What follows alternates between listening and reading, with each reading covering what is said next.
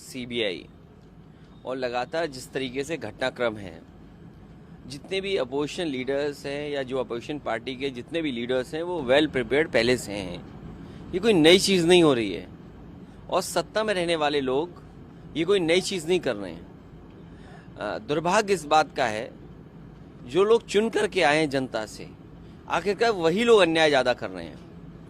याद रखें कि इस तरह का अन्याय और इस तरीके से जो कार्रवाइयाँ होती हैं हमेशा सरकार को कमज़ोर करते हैं और वो पॉलिटिकल पार्टीज़ जनता को फेस नहीं कर सकते, क्योंकि जो पॉलिटिकल पार्टीज़ आज सरकार में इसलिए हैं क्योंकि जनता ने उन पर भरोसा किया था।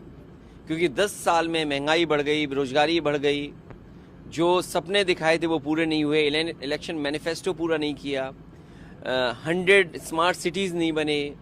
और अगर हम याद करें 2014 वादा तो ये किया था कि नए शहर बनाएंगे, न नए शहर बने, न स्मार्ट सिटीज़ बने, बेरोजगारी बढ़ी है, किसान की आय दोगुनी नहीं हुई, बिजली का बिल महंगा है।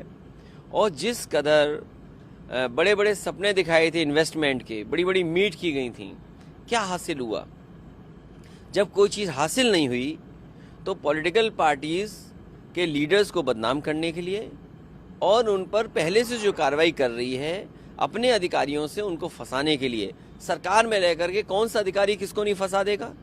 एसओ से कह दो वो जेल भेज देगा, लेखपाल से कहो वो ज़मीन के विवाद तैयार कर देगा।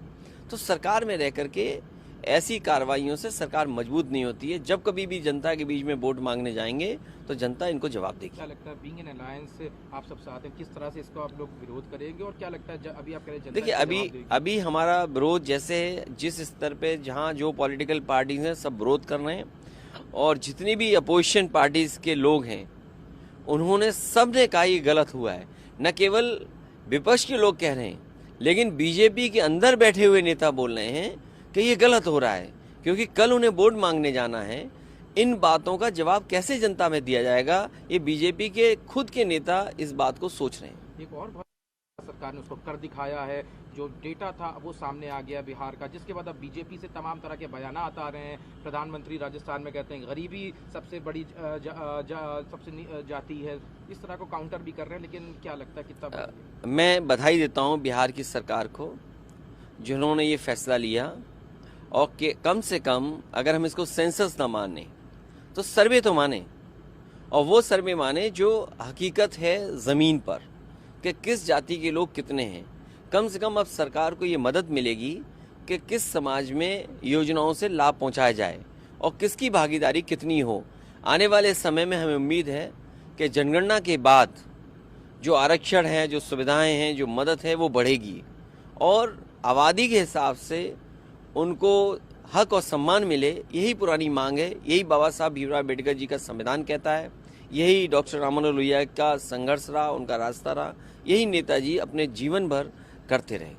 मायावती जी ने भी इसका समर्थन किया, साथ में बीजेपी की जो तमाम करने जो आपकी मांग हमेशा से रही है। केवल विपक्षी पार्टियां नहीं, दक्षिण भारत के नेता नहीं, बल्कि बीजेपी के अंदर जो पीडीए हैं, बीजेपी के अंदर जो पीडीए है वो भी मन ही मन इसका समर्थन कर रहे हैं, क्योंकि वो जानते हैं कि उनकी हैसियत इससे बढ़ रही है बीजेपी में।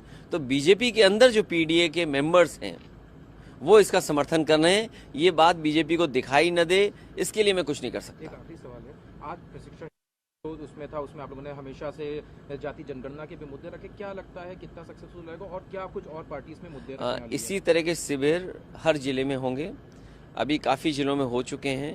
कुछ जिलों के कार्यकर्ता नेताओं को और पदाधिकारियों को लखनऊ में बैठ कर के मिले हैं। मुझे उम्मीद है चुनाव से पहले पूरे उत्तर प्रदेश में हो जाएंगे।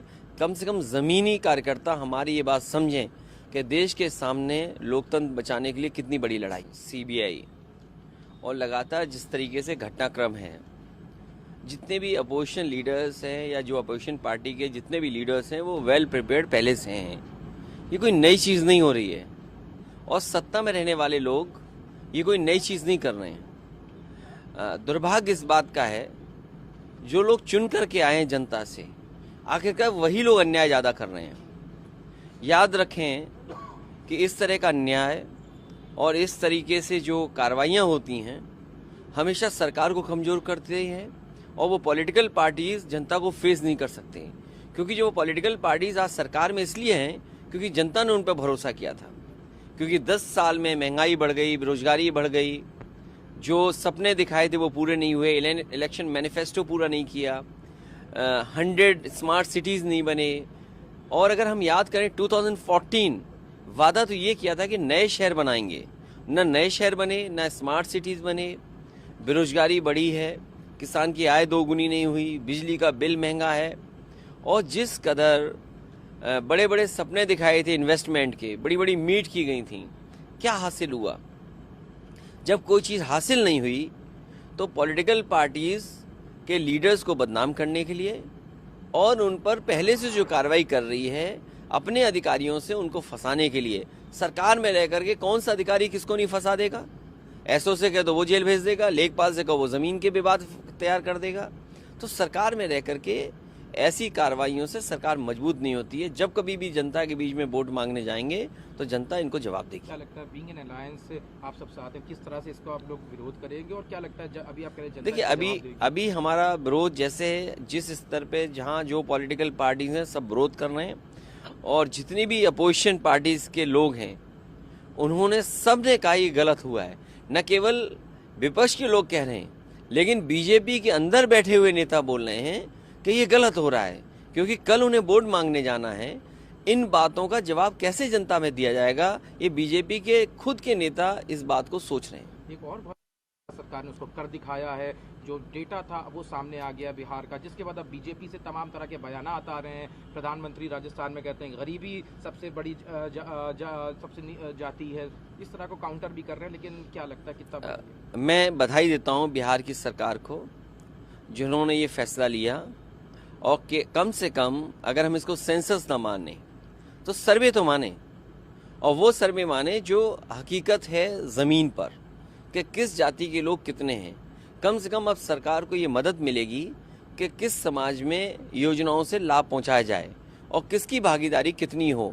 आने वाले समय में हमें उम्मीद है कि जनगणना के बाद जो आरक्षण है, जो सुविधाएं हैं, जो मदद है वो बढ़ेगी, और आबादी के हिसाब से उनको हक और सम्मान मिले। यही पुरानी मांग है, यही बाबा साहब भीमराव अम्बेडकर जी का संविधान कहता है, यही डॉक्टर राममनोहर लोहिया का संघर्ष रहा, उनका रास्ता रहा, यही नेताजी अपने जीवन भर करते रहे। मायावती जी ने भी इसका समर्थन किया, साथ में बीजेपी की जो तमाम करने जो आपकी मांग हमेशा से रही है। केवल विपक्षी पार्टियां नहीं, दक्षिण भारत के नेता नहीं, बल्कि बीजेपी के अंदर जो पीडीए हैं, बीजेपी के अंदर जो पीडीए है वो भी मन ही मन इसका समर्थन कर रहे हैं, क्योंकि वो जानते हैं कि उनकी हैसियत इससे बढ़ रही है बीजेपी में। तो बीजेपी के अंदर जो पीडीए के मेंबर्स हैं वो इसका समर्थन कर रहे हैं। ये बात बीजेपी को दिखाई न दे, इसके लिए मैं कुछ नहीं कर सकता। एक आखिरी सवाल है, आज प्रशिक्षण उसमें था, उसमें आप लोगों ने हमेशा से जाति जनगणना के भी मुद्दे रखे, क्या लगता है कितना सक्सेसफुल रहेगा और क्या कुछ और पार्टी इसमें मुद्दे इसी तरह के शिविर हर जिले में होंगे। अभी काफ़ी जिलों में हो चुके हैं। कुछ जिलों के कार्यकर्ता नेताओं को और पदाधिकारियों को लखनऊ में बैठ कर के मिले हैं। मुझे उम्मीद है चुनाव से पहले पूरे उत्तर प्रदेश में हो जाएंगे। कम से कम ज़मीनी कार्यकर्ता हमारी ये बात समझें कि देश के सामने लोकतंत्र बचाने के लिए कितनी बड़ी